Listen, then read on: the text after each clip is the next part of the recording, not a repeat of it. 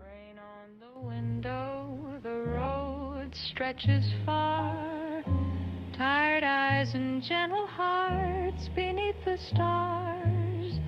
Suitcases packed with stories to keep. Backseat whispers slowly drift into sleep. The radio hums a song we know, and every mile feels soft and slow. We're heading home, where quiet lights glow, where slippers wait by the door and warm winds blow. Memories ride in the rearview mirror, but home, sweet home, is drawing near. Dad's steady hands, Mom's sleepy smile, children dreaming after 100 miles. The journey fades like a passing train, but love remains like a gentle refrain. No need for words, no need to roam. The world feels right when you're going home. We're heading home, where the laughter stays, where the clocks tick soft in familiar ways. The world can wait, let the rain fall slow. We're safe together, and we're heading home.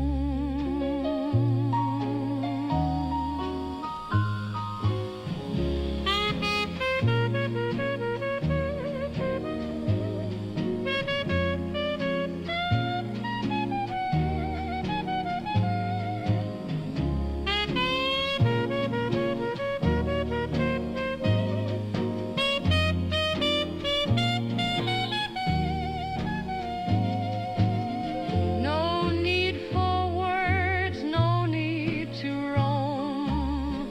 The world feels right when you're going home. We're headed home, where the laughter stays, where the clocks tick soft in familiar ways. The world can wait, let the rain fall slow. We're safe together, and we're heading home.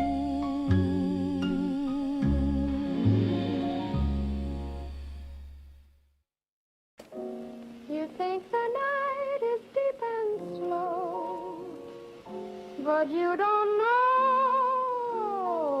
love. You don't know. The moon just stares while I burn through my skin. You're dreaming in velvet, but I'm blazing within. Our love is hotter, hotter than your night. Hotter, hotter than your night. You sleep in silver, but we burn in light. Hotter, hotter than your night. You wear the dark like satin gloves. We light the sky with every touch.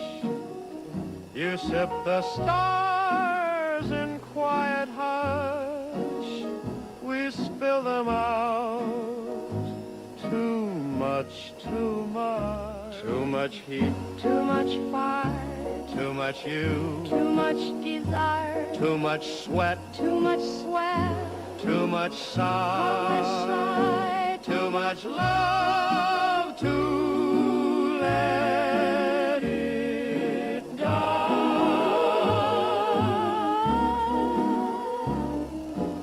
Hotter, hotter than your night. We burn, we blaze, we don't sleep right. Candles cry and windows steam. Our love's a fever, not a dream. You keep your night in quiet shade. But I set mine on fire.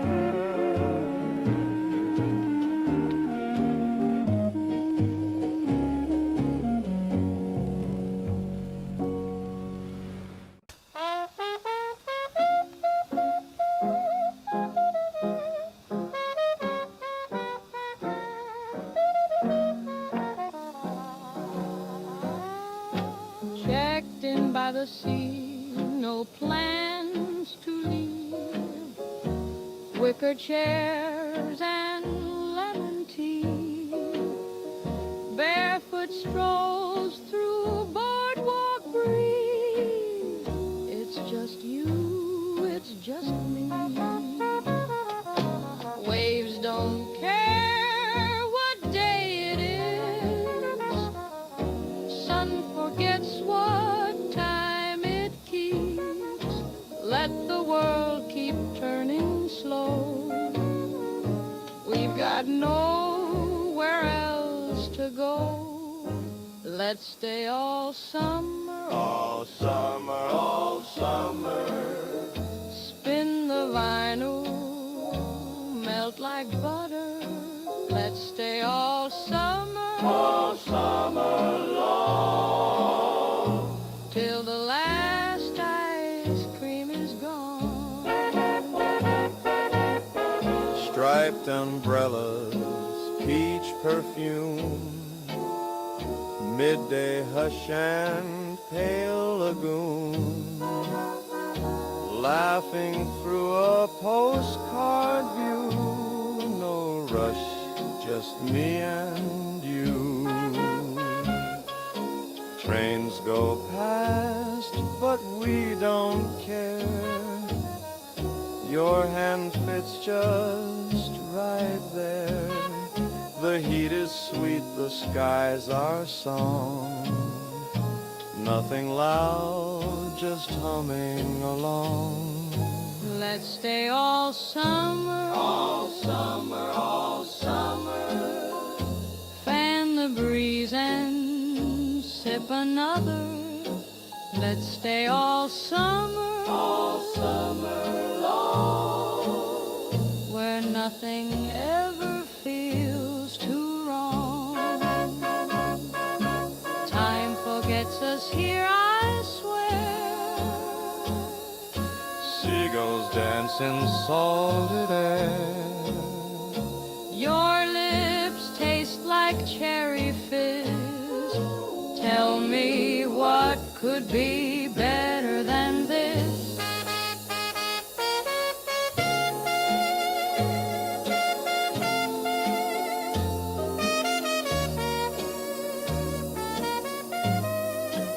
Let's stay all summer long.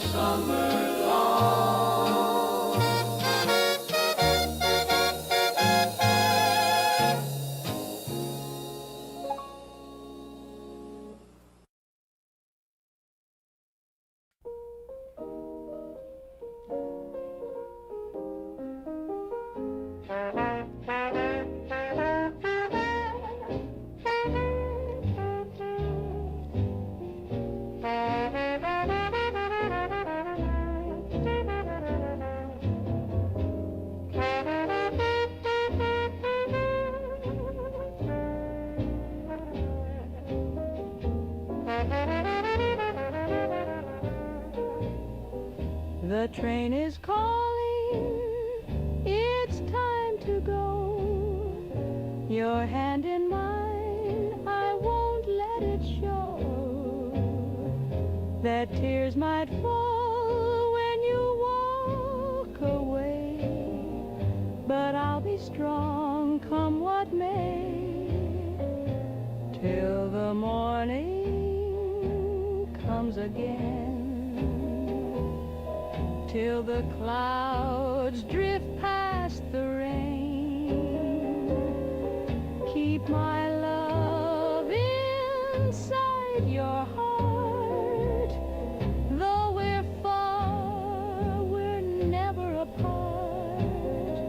I'll wait for you through night and day, till the morning comes again.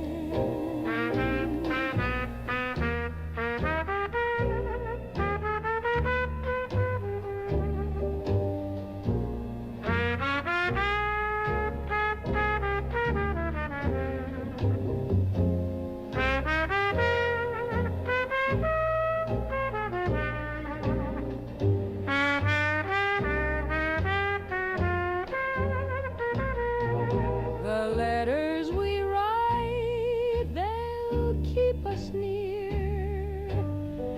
Each word a whisper, I'll hold them dear. No bombs or borders, no fear or fight can dim the glow of our shared light, till the morning comes again, till the skies are clear and plain. Promise me you'll dream of home, of dancing fields and silver tones. I'll sing for you through wind and flame, till the morning comes again. So kiss me soft and don't be blue. The stars will shine and guide us through. And when the world begins to mend, I know my love will meet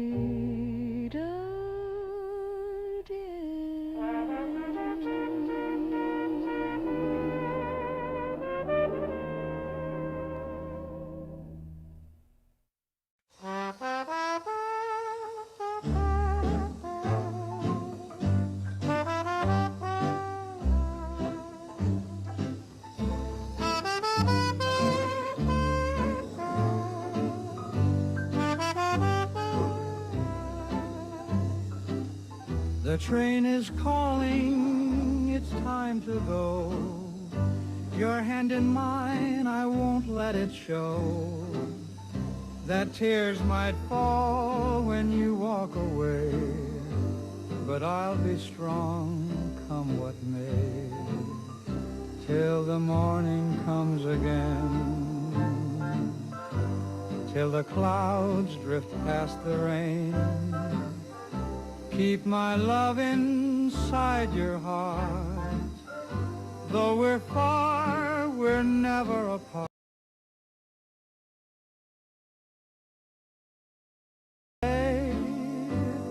Till the morning comes again.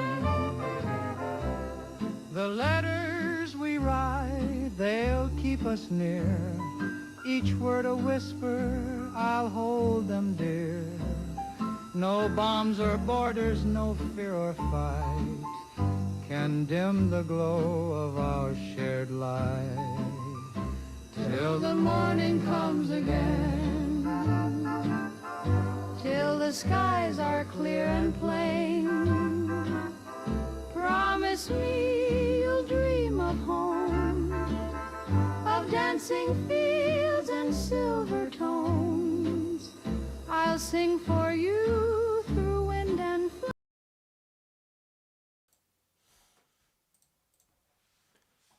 안녕하세요, 여러분. 이제 곧 실적이 나올 것 같습니다. 오늘 적자 중소형주들이 좀 좋네요. 제가 보고 있는 종목들이 대부분 다 많이 올랐는데 왜 올랐는지는 시황 공부를 좀 해봐야 알 수 있을 것 같고 실적 자체는 이제 6시 좀 넘으면 나올 겁니다.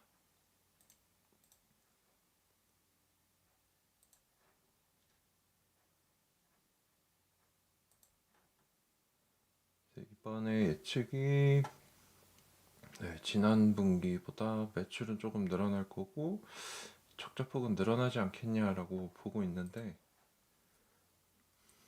한번 지켜봐야 될 것 같습니다.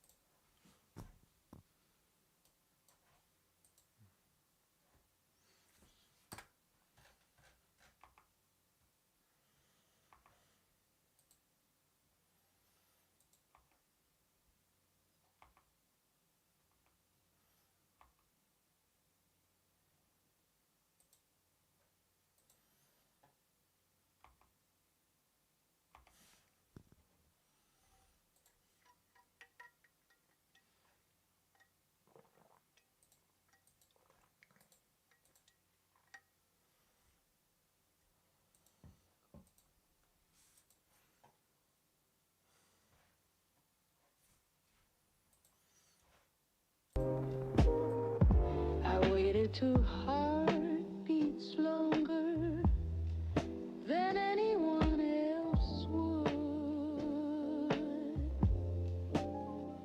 Your shadow kept walking, and I stayed where I stood.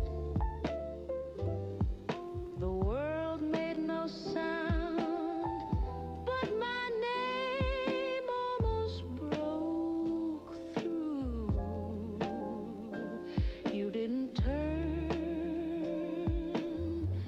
so I never moved. If you had turned around, would it all feel different now? I was right there. By the light on the stairs, I was right there. with the words in the air, I was right there. not lost, just seen, I was right there.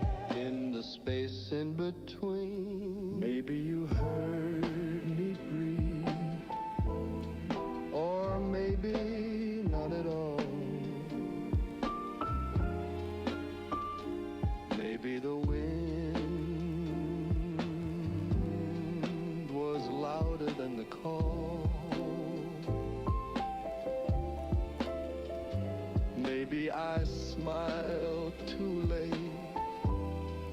For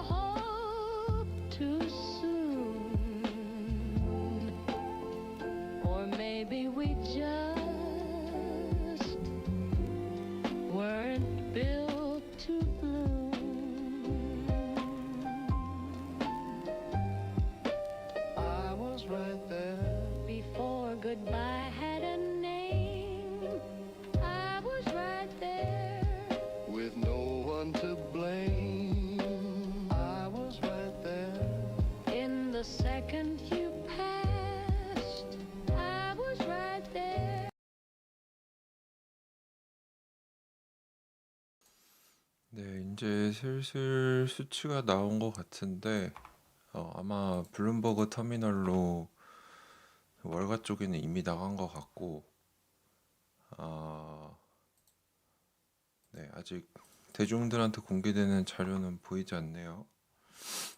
네, 실적이 잘 나온 것 같네요. 또 이런 건 또 오랜만이어가지고 조금 얼떨떨한데 지금 애프터마켓에서 한 7% 정도 급등을 하고 있습니다.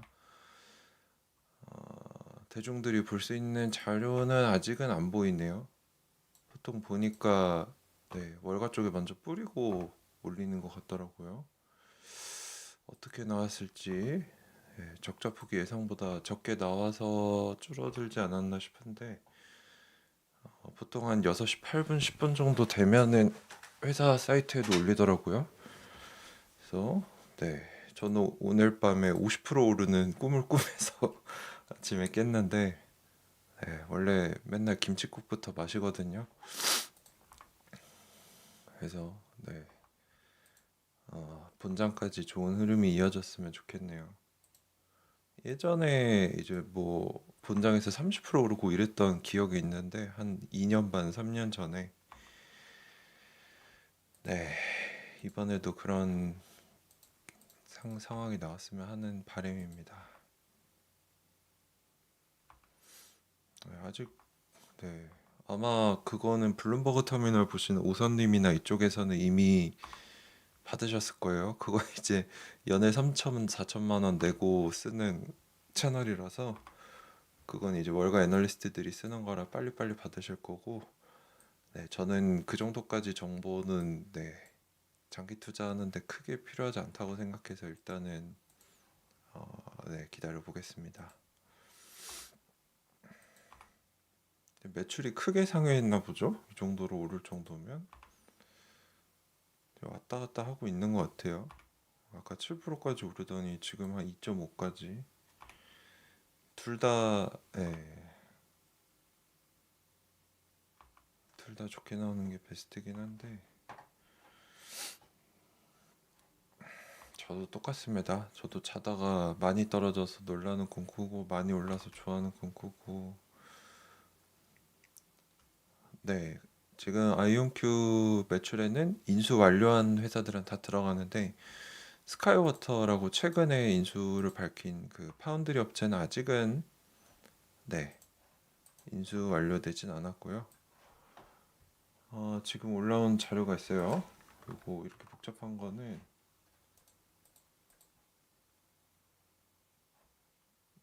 보시죠.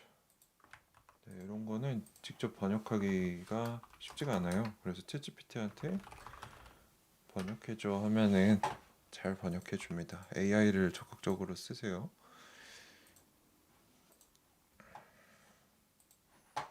자, 보겠습니다. 연간 매출 1억 3천만 달러면 엄청 잘 나왔네요. 와, 원래 1분기 때 1억 불 안 될 거다라고 했는데 최근에 이제 1억에서 한 1억 1천만 불 정도 날 거다 했는데 1억 3천만을 찍었고 분기 매출이 엄청 높게 나왔네요. 분기 매출 여기 보시면 아시겠지만 월가는 4천만 정도를 예측을 했어요. 근데 거기 거의 50% 이상을 초과했고 현금 및 투자 자산 33억 달러. 33억 달러면 얼마죠? 33억 달러면 4조 7천억을 가지고 있고 가이던스를 좋게 줬네. 가이던스를 2억 2,500만에서 2억 4,500만으로 네, 작년 매출 대비 낮게 봐도 네, 70% 이상 성장하겠다.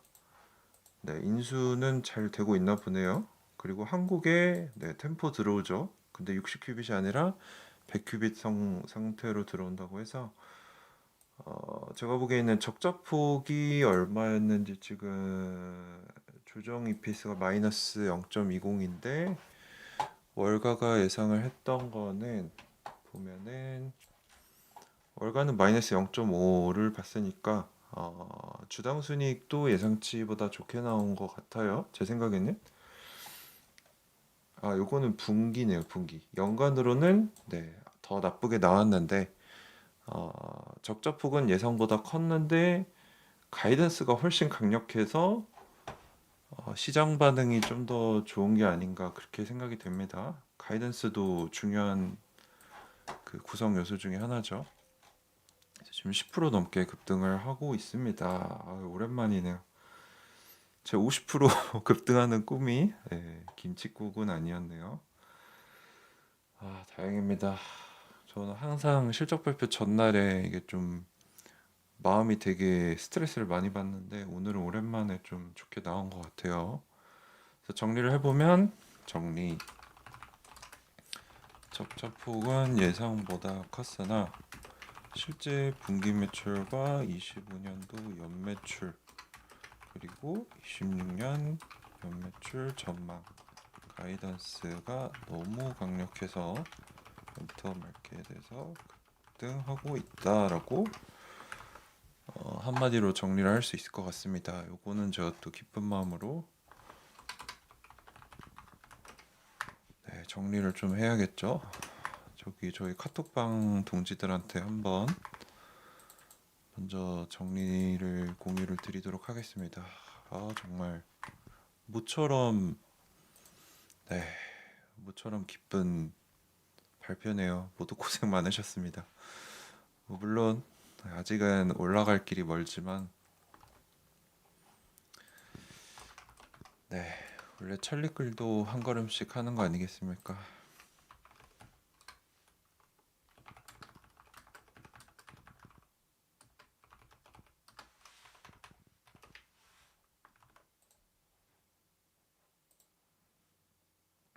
자, 그러면 또 무슨 내용이 있나 잠깐 보도록 하시죠. 자, 일단은 뭐 여기 있는 내용들은 저희 다 아는 거고 스카이워터 인수효과는 반영되지 않았다. 이걸 반영하면 아마 매출이 3억 달러까지 갈 것 같거든요. 제가 알기로는 스카이워터가 매출이 적지 않은 기업입니다.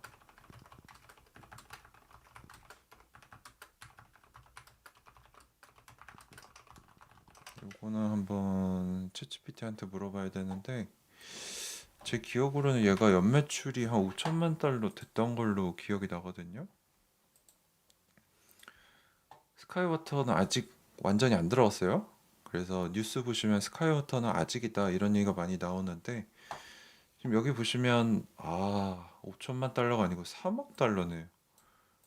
이거를 한글로 번역해 달라고 할게요. 스카이워터가 생각보다 엄청 아직은 적자지만 매출이 엄청 큰 기업이에요. 보시면 아시겠지만 24년도에 3억 4천만 달러를 냈습니다. 25년 추정치는 4억 3천만, 26년은 6억 달러를 넘기 때문에 만약에 스카이워터가 합쳐지게 되면은 아이온큐 연매출은 8억 불이 넘어가는 거죠. 중요한 거는 아직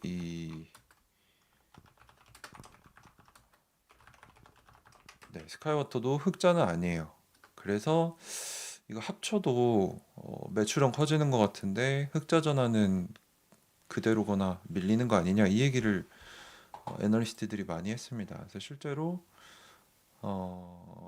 2024년도 아직은 흑자 전환 못했죠. 조정 EPS가 마이너스 0.149 아마 2026년에 흑자 전환을 할 수도 있다라고 돼 있어서 최상의 시나리오로 가면은 스카이워터 합쳐지면서 연매출이 8억 불이 넘으면서 흑자 전환이 땡겨지는 걸 보여주면은 뭐 올해 100불까지 다시 올라가는 것도 무리가 아닐 것 같은데 일단은 이 스카이워터는 진행 중이고 제 기억으로는 올해 상반기인가 5월인가 그때까지 마무리하겠다라고 했던 걸로 기억이 나서 요거는 좀 더 지켜볼 필요성이 있을 것 같습니다. 근데 만약에 스카이워터 인수합병이 안 되더라도 아이온큐가 스카이워터 지분 대주주 지분을 싸게 살 수 있는 그런 조항이 있었죠. 위약금 조항.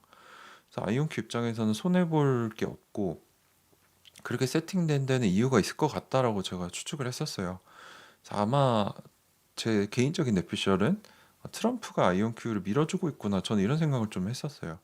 왜냐면 명확한 대주주도 없고, 근데 기존의 아이온큐는 워싱턴 DC가 민주당이 좀 셉니다. 그래서 민주당 의원들한테 로비하면서 성장을 한 기업인데, 이제 트럼프가 기회를 줬다라고 생각해요. CEO도 바꾸고 하면서 너네 한번 뭔가 있다고 하는데 한번 잘 해봐라. 그래서 페더럴에도 이제 뛰어난 인재들 많이 들어가게 해주고 스카이워터 인수도 하게 해주고 그럼 너희 수직 통합됐고 이제 그 풀스택까지 가로 세로로 완전히 양자 플랫폼 기업으로 양자 인프라 기업으로 진화를 하고 있기 때문에 이제 골든돔 후보군이라고 불리는 실드 IDIQ에도 아이온큐가 대부분 들어갔죠. 내부 기업들. 그래서 이제 제가 예측하기로는 한 1, 2년 이내에 유의미한 견고하고 안정적인 정보 매출이 나올 거다라고 생각하고 있는데 그래서 뭐 언제 주가가 급등한다 이건 저도 모르지만 판은 잘 깔려 있고 또 얼마 전에 아이온큐 페더럴에 뛰어난 인재들이 계속 들어온다. 제가 트위터에도 공유 드렸는데 네, 여기 네, 델 출신 뭐 전 델 페더럴의 CTO 뭐 이런 거물급들이 계속 아이온큐에 합류를 하고 있습니다. 특히 아이온큐 페더럴이라는 정부 전담 조직을 굉장히 강화를 하고 있어서 뭐 이렇게 봤을 때는 장기 투자해도 크게 문제 없겠다 이렇게 생각을 하고 있는 거죠. 그래서 네 그렇게 보고 있는데 다행히 이번 실적이 적자폭은 예상보다 나빠서 저는 이제 그렇게 나오면 떨어질 거다라고 생각을 했는데 또 한 번 저를 놀래켰죠. 네. 실제 수치나 가이던스를 굉장히 강력하게 주면서 오히려 올라가 버리는 네, 이런 흐름이 나왔습니다. 그래서 6시 반에 이제 어닝콜 시작하니까 그때까지는 이제 노래 들으면서 잠깐 쉬시도록 하겠습니다.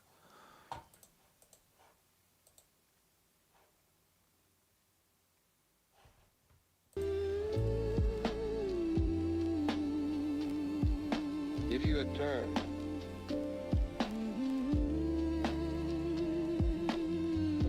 if you had turned around,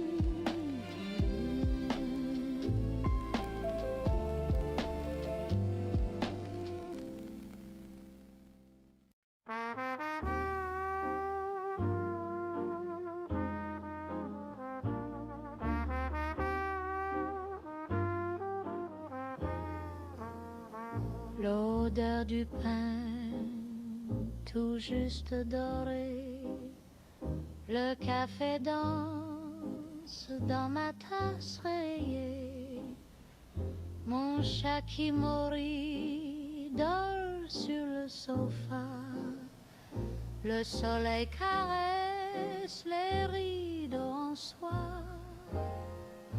Chez moi, c'est le bonheur discret, des choses simples qu'on oublie souvent. Le linge sèche sur le vieux balcon et l'air sent bon, si bon. Une chanson douce à la radio, les miettes d'amour sur le vieux carreau. Je fredonne sans vraiment penser à rien d'autre que l'instant passé. Chez moi, c'est le bonheur discret, des choses simples qu'on oublie souvent. Le linge sèche sur le vieux balcon et l'air sent bon, si bon. Et qui mourir ronronne doucement pendant que la vie passe lentement.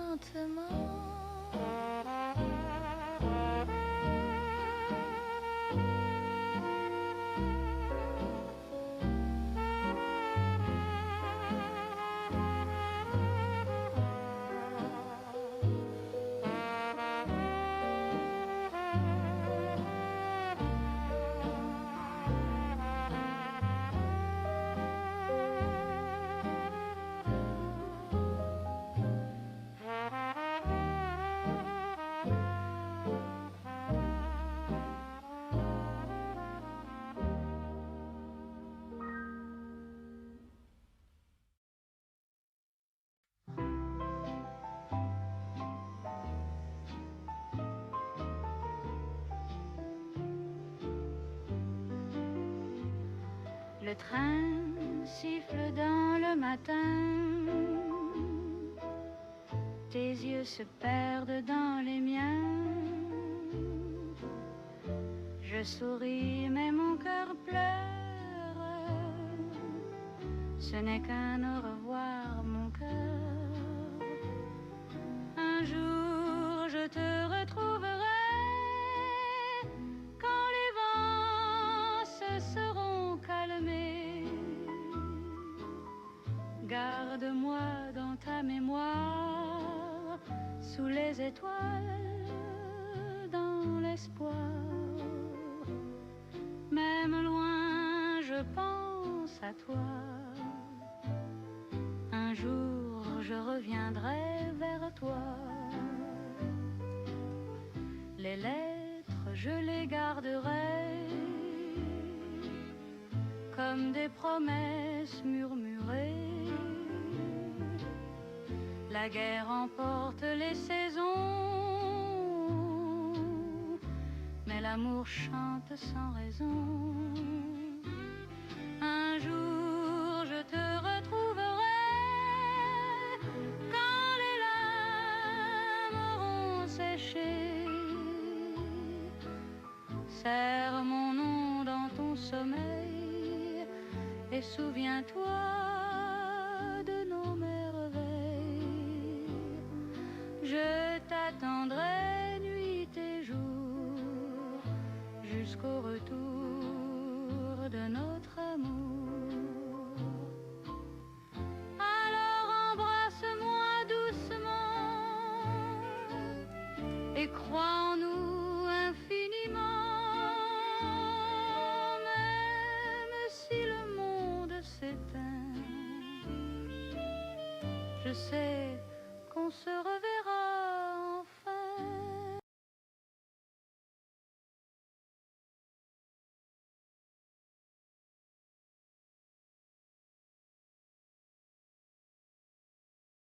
아이온큐가 내놓은 공식 뉴스 재밌는 부분이 있어요. CFO 인더싱, 이 사람이 ARM CF 출신이죠.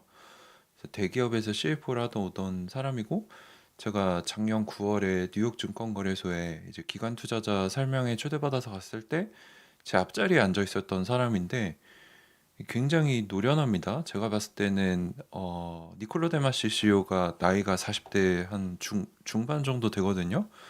저랑 나이 차이가 크지 않은데 그분이 아무래도 좀 젊고 부족한 점이 있을 거 아니에요. 그래서 제가 봤을 때는 이 인더싱이라는 사람이 CFO이면서 COO입니다. 그 숫자와 운영까지 다 한다는 의미죠. 그래서 어떻게 보면 니콜로 데마시의 부족한 부분을 채울 수 있는 오른팔 같은 사람으로 왔는데 굉장히 말을 노련하게 잘 하더라고요. 기분 나쁘지 않게 부정적인 건 잘 가리면서 잘 말을 하는 걸 보면서 저 사람 진짜 똑똑하다 이런 생각을 제가 데스몬드랑 했던 기억이 나는데 그분이 했던 얘기가 2025년 매출의 60% 이상이 상업 고객한테 발생했다. 이게 중요하죠. 실제로 공매도 리포트가 얘기하는 거는 너네 매출 다 정부한테 로비해서 받은 숫자 아니냐. 실제로 상업화 매출이 있냐라고 했는데 그걸 이제 어떻게 보면은 정면으로 반박을 한 거죠. 우리 매출 60% 이상이 상업 고객한테 나왔다. 그리고 미국에서만 비즈니스를 하는 게 아니라 30%는 외국에서 했다. 유기적 성장률이 뭐냐면 아이온큐 회사 자체 본업, 비유기적인 거는 이제 인수합병이나 이런 것들을 통해 늘어나는 매출을 얘기하는데 유기적 성장률이 80% 늘었다라는 거는 실제로 양자 컴퓨팅 매출이 나오고 있다라는 말이죠. 그래서 올해 2026년에는 유기적 성장률, 즉 본업인 양자 컴퓨터에서 더 높은 성장률이 나올 거고 강력한 백로그, 이제 계약을 했는데 아직은 매출 인식이 안 된, 돈이 아직 안 들어온 거나 돈이 들어올 수 있는 파이프라인, 그 루트가 더 확보될 예정이다라고 얘기를 했습니다. 그게 제일 특이한 부분이었고 네, 여기 적혀 있네요. 스카이워터 인수는 26년 2, 3분기에 완료될 예정이다. 2, 3분기면 뭐 늦어지면 한 9월까지도 갈 수 있긴 하겠네요. 네, 그래서 뭐 그거는 천천히 지켜보다가 인수가 완료가 되면은 이제 가이던스도 올라가겠죠. 아까 보셨지만 스카이워터의 지금 올해 예상 매출이 6억 달러입니다. 그래서 합쳐지면은 잠재적으로 올해 8억에서 9억 불 매출이 나올 수 있다는 거예요, 아이온큐가. 그래서 굉장히 큰 인수합병입니다. 그리고 또 보시면 지금 2026년, 2025년 적자가 얼마냐? 다시 봐볼게요. 적자가 플러스일 리가 없는데.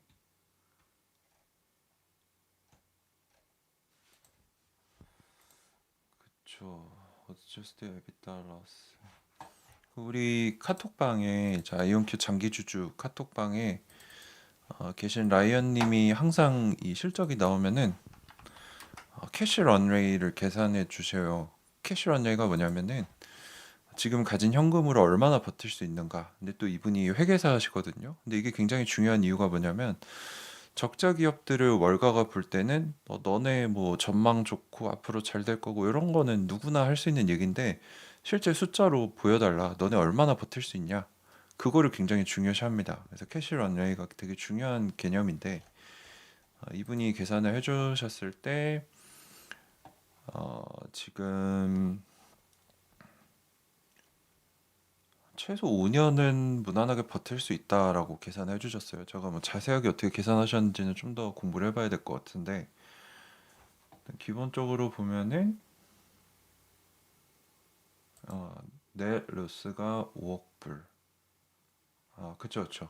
일단 2025년에 순 적자가 마이너스 5억 불인데 지금 아이온큐가 가지고 있는 현금이 330억이죠. 그래서 대충 계산을 해봐도 33억이죠. 나누기 5 하면 6년 이상은 버틸 수 있는 현금을 가지고 있다. 네, 그래서 뭐 저는 단순하게 그냥 적자에다가 가진 현금을 나누는데 이분은 회계사시니까 조금 더 다른 방법을 쓰시긴 하세요. 근데 뭐 결과가 크게 다르진 않습니다. 한 5년에서 6년은 아이온큐가 버틸 수 있는 현금이 있는데 여러분도 아시다시피 아이온큐가 목표로 하는 거는 2030년에 10억 불 매출의 흑자 전환이기 때문에 얼추 경영진이 말했던 만큼 현금성 자산을 확보해 놓은 거죠. 그 안에 정말 흑자 전환을 하는가 이거를 우리가 봐야 됩니다. 일단은 적자라는 것 자체가 엄청난 리스크이기 때문에 뭐 5년 버틸 수 있는 거 알겠는데 그 안에 적자폭 줄이면서 매출 늘리고 흑자 전환 할 수 있냐 요거를 이제 우리가 모니터링 해봐야 될 필요성이 있고 월가는 어떻게 보고 있는가 뭐 요거 제가 항상 보여드리는 자료긴 한데 월가의 예상치도 중요하죠. 단기적으로는 월가가 주가를 움직이기 때문에 월가 같은 경우는 2028년까지 자료가 나와 있는데 적자폭이 일단 크게 줄어들 걸로 보고 있어요. 지금 점점 적자폭이 줄어드는데 2030년까지 데이터가 없어요. 월가 같은 경우는 올해 한 2억 불 정도, 2억 불 조금 안 되게 예상을 하고 있고 내년엔 3억 2천만 불, 내후년에는 한 5억 불 조금 안 되게.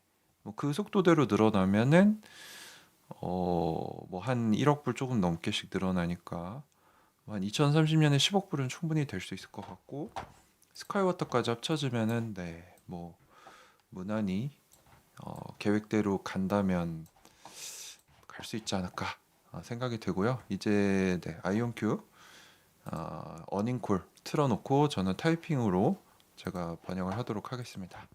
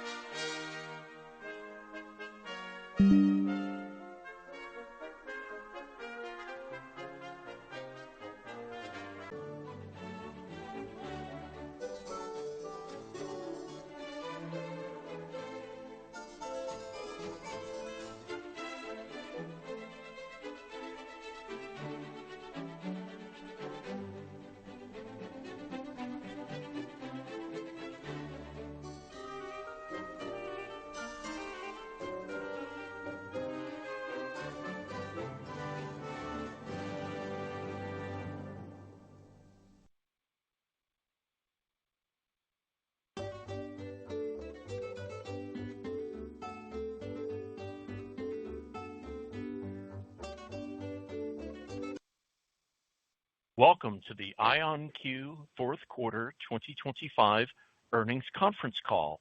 All participants will be in listen-only mode. Should you need assistance, please signal a conference specialist by pressing the star key followed by 0. After today's presentation, there will be an opportunity to ask questions. To ask a question, you may press star, then 1 on a touch-tone phone. To withdraw your question, please press star, then 2. Please note this event is being recorded. I would now like to turn the conference over to Hanley D'Onofrio, Director of Investor Relations. Please go ahead. Good afternoon, everyone, and welcome to IonQ's fourth quarter and full year 2025 earnings call. My name is Hanley D'Onofrio, and I'm the Investor Relations Director here at IonQ.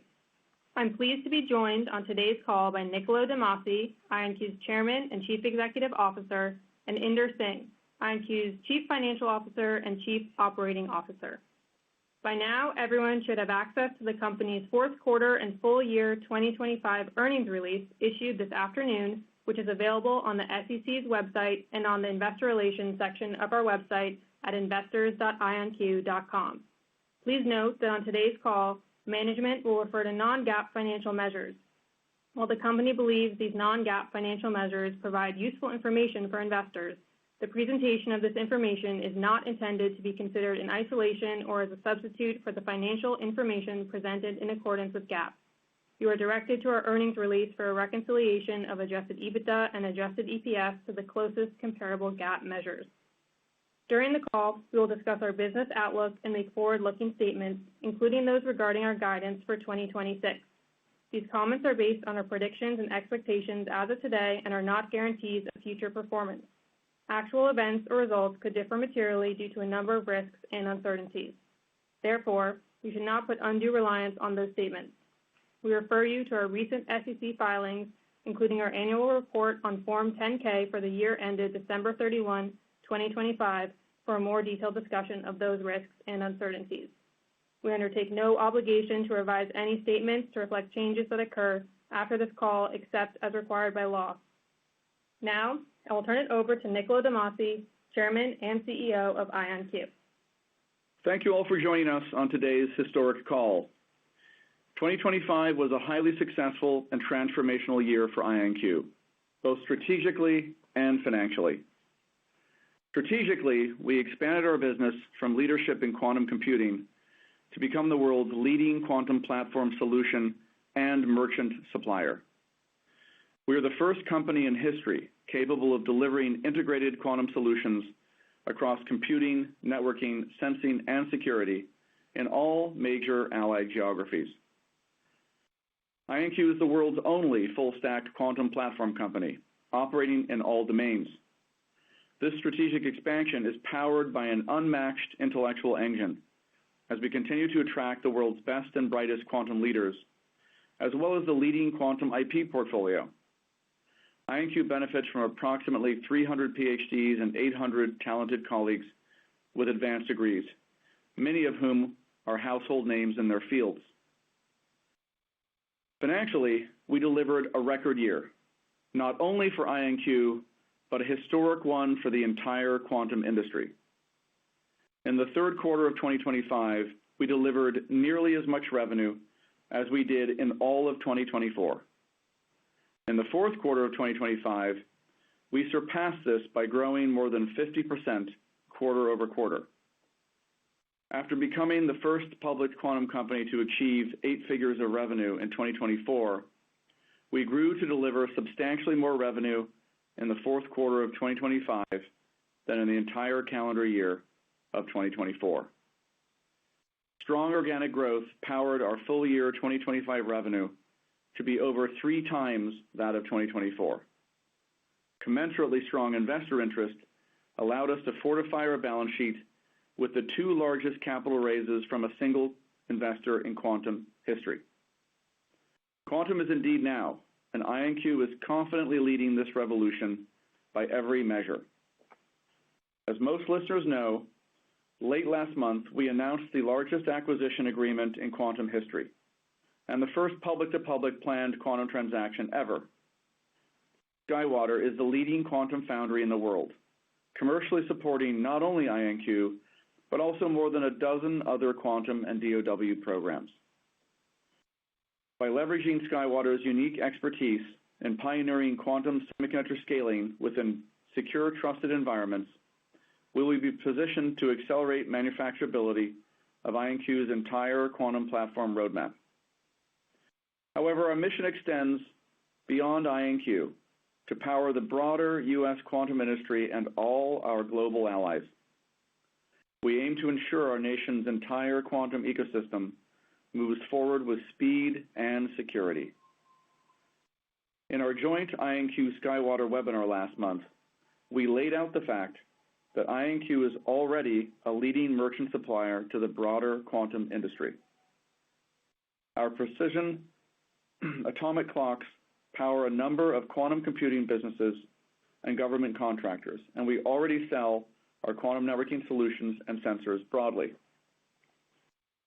Our modality-agnostic networking components are in fact designed to integrate diverse quantum devices, ensuring seamless connectivity across the quantum industry.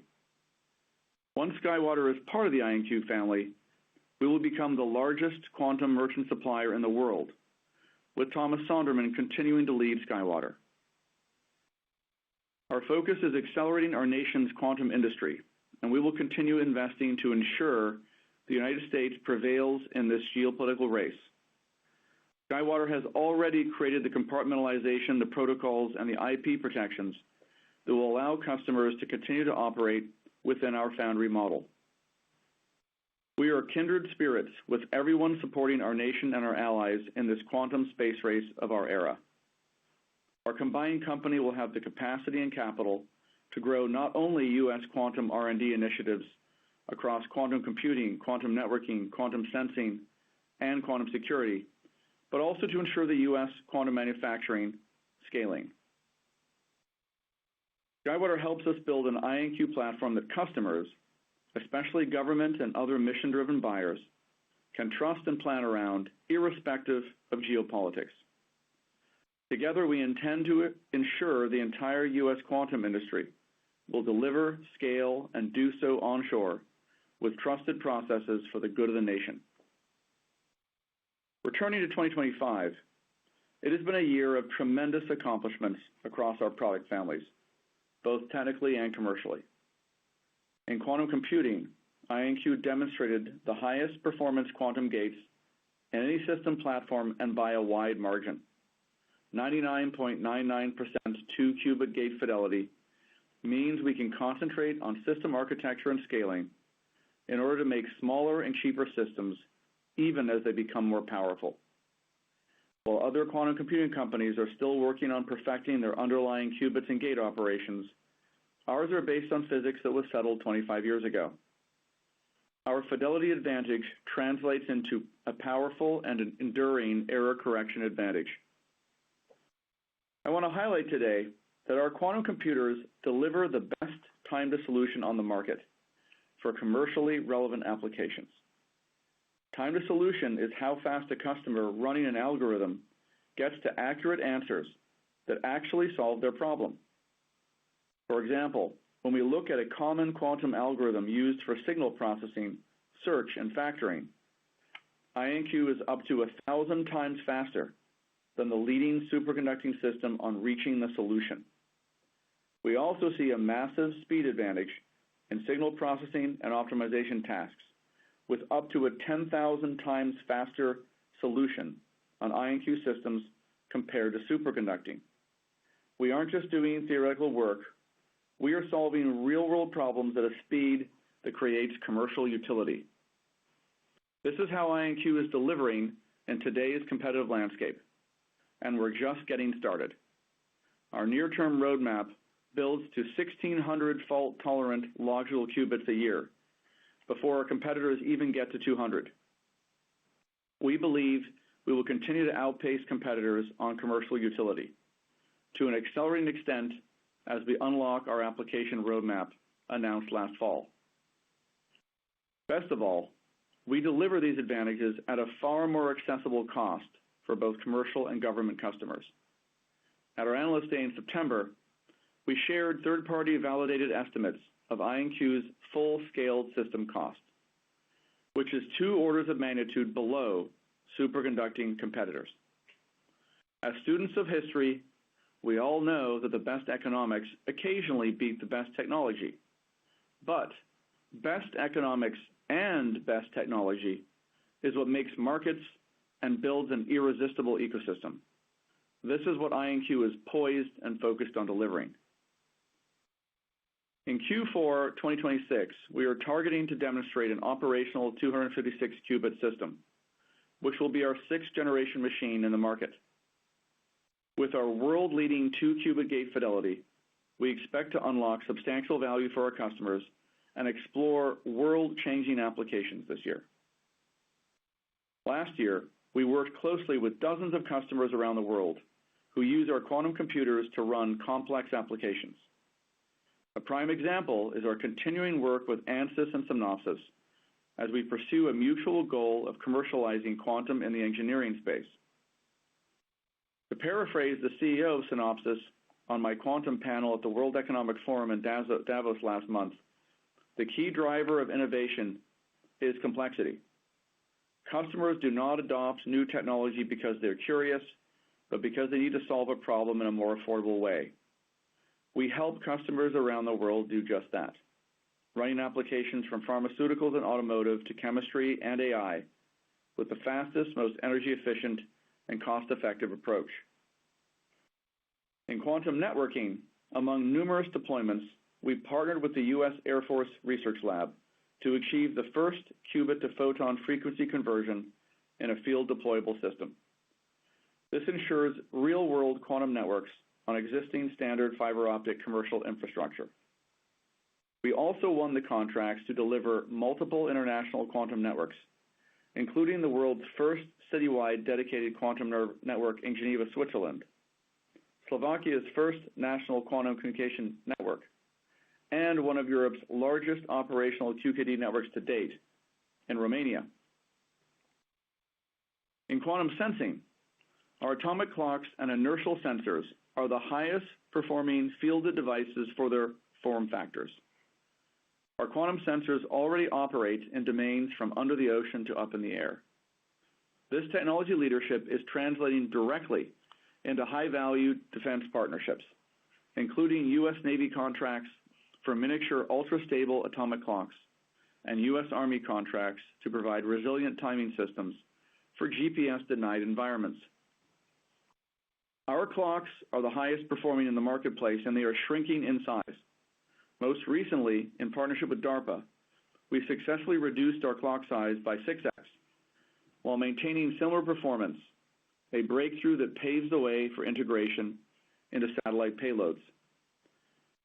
Together, IonQ's market-leading quantum sensing technologies complement our quantum computing and quantum networking infrastructure to position IonQ as the partner of choice for the mission-critical needs of defense, aerospace, and sovereign nation customers. We bolstered our IonQ federal team with the appointment of Katie Arrington as our CIO, until recently the acting CIO of the Department of War, and adding General John Raymond to our board, the first Chief of Space Operations for the United States Space Force. Rick Muller joined last year also, having until then been the director of IARPA. Dina Kostic joined to run communications and government relations, having previously held the same role at Lockheed Martin. The collective expertise of these leaders uniquely positions IonQ to navigate the complexities of the federal landscape and win large-scale, mission-critical federal contracts. Geographically, we deepen momentum in South Korea through our QKD National Security Accreditation and KISTI system sale win, where IonQ is now anchoring the country's largest quantum classical compute platform. We also expanded our agreement with Quantum Basel in Switzerland to over $60 million, spanning 4 years and 4 generations of IonQ systems. In the EU, we struck a partnership with leading autonomous vehicle company Einride of Sweden and incorporated IonQ Italy under the leadership of Dr. Marco Pistoia, the former head of quantum at JP Morgan. In Canada and Sweden, we struck a partnership with CCRM to accelerate the development of advanced therapeutics, reinforcing the transformative impact of quantum in the pharmaceutical sector, and building on the proven results of our work with AstraZeneca last year. Scott Millard joined us to lead our global commercial efforts, having previously led the AI team at Dell. Chad Sakak joined us to run field engineering and pre-sales, following his distinguished career doing the same at EMC and Dell. Under their leadership, our expanded commercial team is positioned to accelerate our global go-to-market strategy, delivering our full-stack quantum solutions to meet the evolving needs of our global enterprise customers. Moving now on to 2026. As our team knows, we have three key objectives. First, to drive superior financial performance by leveraging our scale and our complete platform to further accelerate our commercial execution. Our strategic evolution into the world's only full-stack quantum platform company positions us with continued momentum to achieve $235 million in revenue in 2026 at our current guidance midpoint. Second, to answer the key strategic questions that unlock exponential value in our product families and across our global quantum platform. DARPA QPI Phase C and the next generation GPS that is orders of magnitude more accurate are examples of our ambitions here. Third, to hone our internal operating system for efficiency, speed, and talent density as we scale. We continue to make smart, disciplined, organic investments to move technical progress earlier in all our product families. We will also continue to consider value-enhancing acquisitions to further deepen our product and service offerings and accelerate our long-term path to profitability. You will hear us talk more about both time to solution and cost to solution, areas where IonQ has and will always excel. And we will unlock utility for Fortune 500 companies, U.S. and allied governments alike. Our North Star is to positively impact all aspects of applied science by pioneering and globally commercializing the world's quantum solutions. 2026, I believe, begins the era of truly showing IonQ's quantum platform in action in all its forms and domains. Quantum applications, quantum computers, quantum networks, quantum security, and quantum sensors. IonQ is one platform, one team, primed and poised to win. As we advance our strategy and deliver on our objectives, we are confident we will drive significant value creation for shareholders. As I conclude, allow me to thank my colleagues for their tremendous efforts in 2025 and the entire U.S. quantum industry for their trust. We are here to speed up all of our nation's quantum initiatives and players using our merchant supplier capabilities. IonQ is here to support all initiatives at the White House, DOW, DOC, DOE, and Capitol Hill advance to ensure our country and its allies benefit from U.S. quantum leadership in the 21st century. We look forward to 2026 and beyond with confidence as IonQ's technical roadmap is delivered across all product families and our operating momentum continues to build. I am delighted now to hand you over to Inder Singh, IonQ's CFO and COO. Thank you very much, Niccolo. It really has been an amazing year for IonQ. I'm extremely pleased that 2025 has been such a transformative and record-setting year for us from virtually every lens that I can see. From record-setting financial results to exceptionally strong commercial sales globally to unmatched technology breakthroughs like the 4 nines fidelity you mentioned. It was the year in which we transformed the company from a single product quantum computing company in 2024 to a full stack quantum platform company, able to deliver not just quantum computing, but as you said, quantum networking, quantum security, quantum sensing, interconnects, laser-based communications, the world's most precise PNT, and on and on. In short, from one amazing product to the world's most comprehensive quantum product portfolio. In the process, we also became the quantum industry's merchant supplier. Yes, as Niccolo noted, we provide components to our peer group companies in the quantum space. And as you heard from Niccolo, we're not stopping there. We've announced our intent to acquire SkyWater Technologies already recognized as the most secure fab in the United States. With SkyWater, once it receives regulatory approval, we would have both surety of supply and security in our solution. With more than $3 billion of cash among our financial firepower, we intend to bring that surety and security in the most advanced and secure products to our customers around the world. Let me highlight our financial results, which help really punctuate what you and I just talked about. IonQ ended 2025 with an exceptional fourth quarter, following a record-setting third quarter. Fourth quarter revenues were $61.9 million, even exceeding our own expectations, and growing 429% year over year. This brought our full year 2025 revenues to $130 million, comprising 202% year-on-year growth. These historically high results mean that IonQ has outperformed our revenue guidance once again, exceeding the midpoint by 55% for the fourth quarter and 20% for the full year. Our full year revenues now exceed the street expectations for 2025 revenues of the other pure play quantum players combined. Let me take a moment to talk about some key drivers of what the performance we saw this quarter and this year. First, we saw tremendous demand from customers for our latest 5th generation 100-qubit tempo system. In fourth quarter, we welcomed KISTI of South Korea as a new customer of our 5th generation system.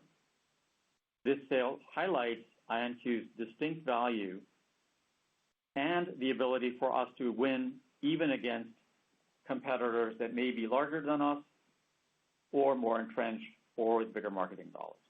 The value and the strength of our products clearly shine through. Customers are choosing to partner with IonQ because of our industry-leading tech roadmap today and the tech roadmap we have announced for the next 5 years as well. We also welcomed another new customer, CCRM, one of the world's leading advanced therapeutics accelerators, which plans to use IonQ's Tempo cloud-based solution to do bioprocess optimization, disease modeling, and the design and manufacturing of advanced therapies for many health conditions.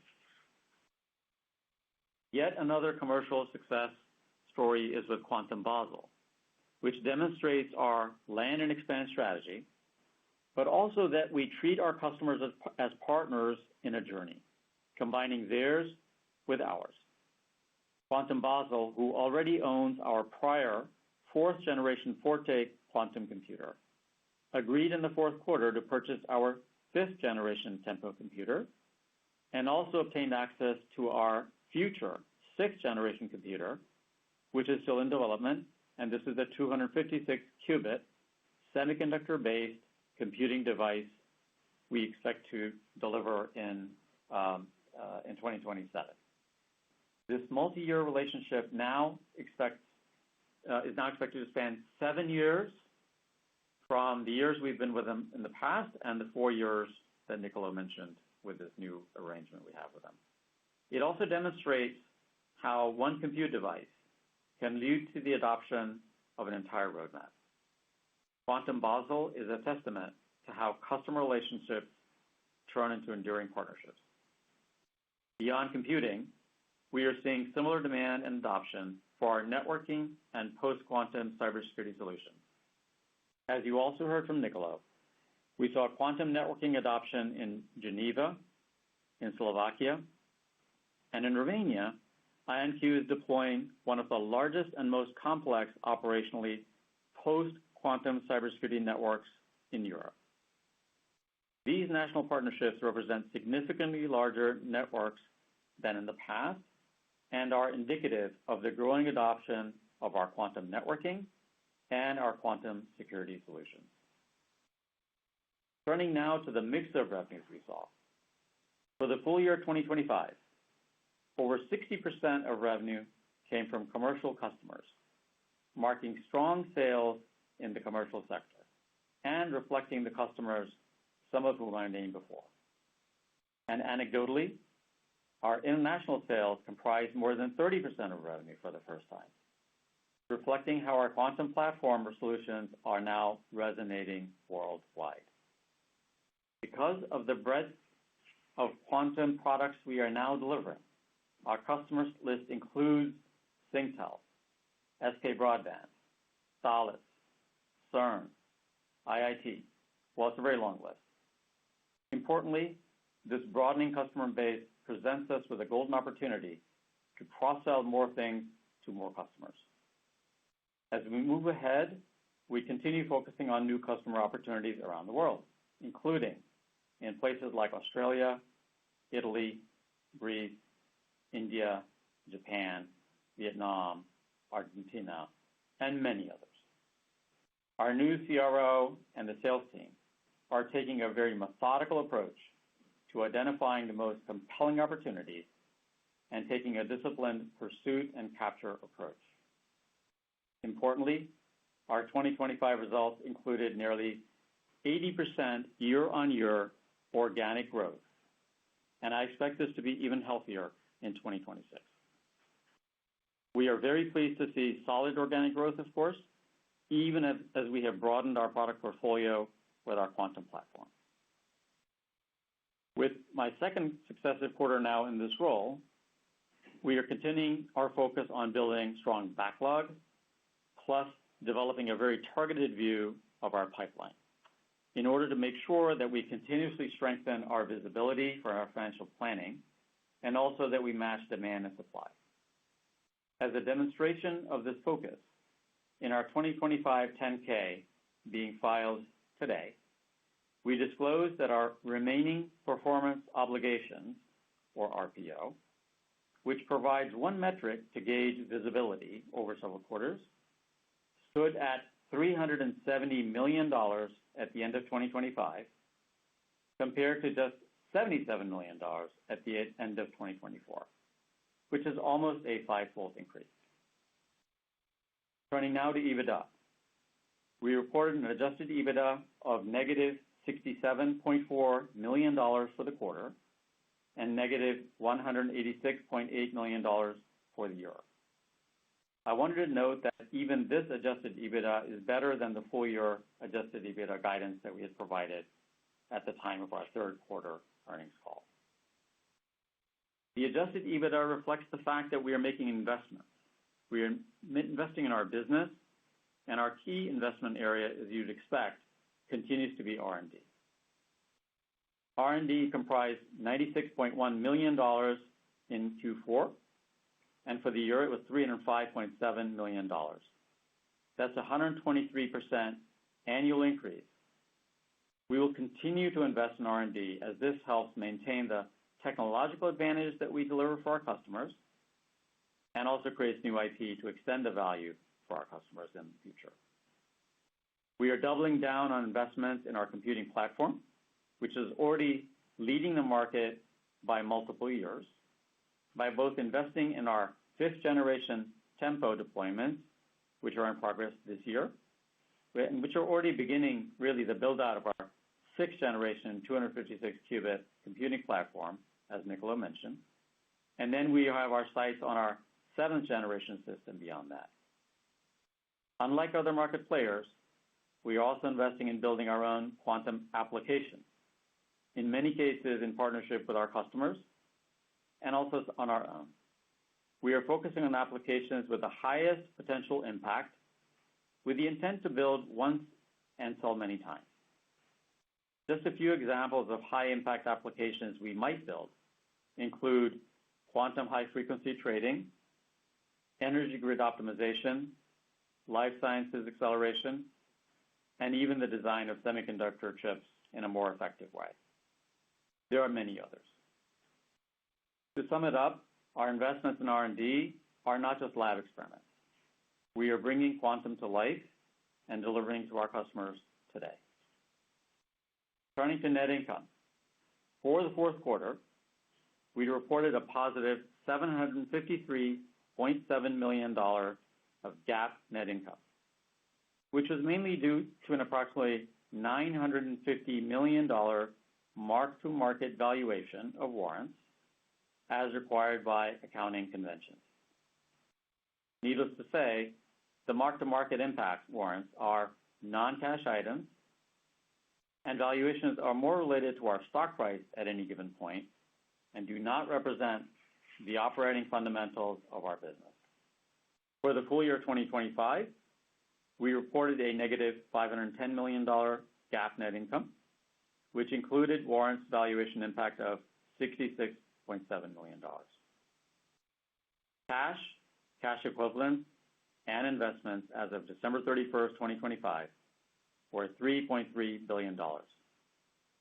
The strength of our balance sheet provides us with what we consider unprecedented financial firepower to continue to invest in R&D, to build out even more new products, to invest in go-to-market resources, and yes, to also acquire for critical new capabilities or to accelerate our roadmaps. IonQ is uniquely positioned with the resources, talent, and differentiation so we can focus on cementing our market leadership and delivering the world's most advanced quantum technologies in every sector. As for operational excellence, which is so critical for establishing the foundation of future success, this will be one of the top priorities for Niccolo and the leadership team in 2026. And as he said, and as we reported last quarter, we've already turned our focus to this very important area to prepare for the future.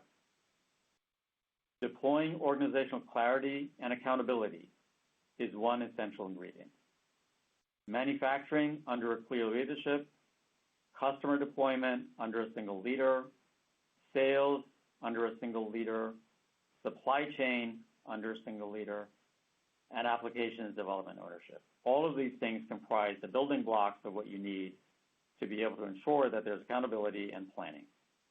Last quarter, we mentioned we have established a dedicated M&A integrations team.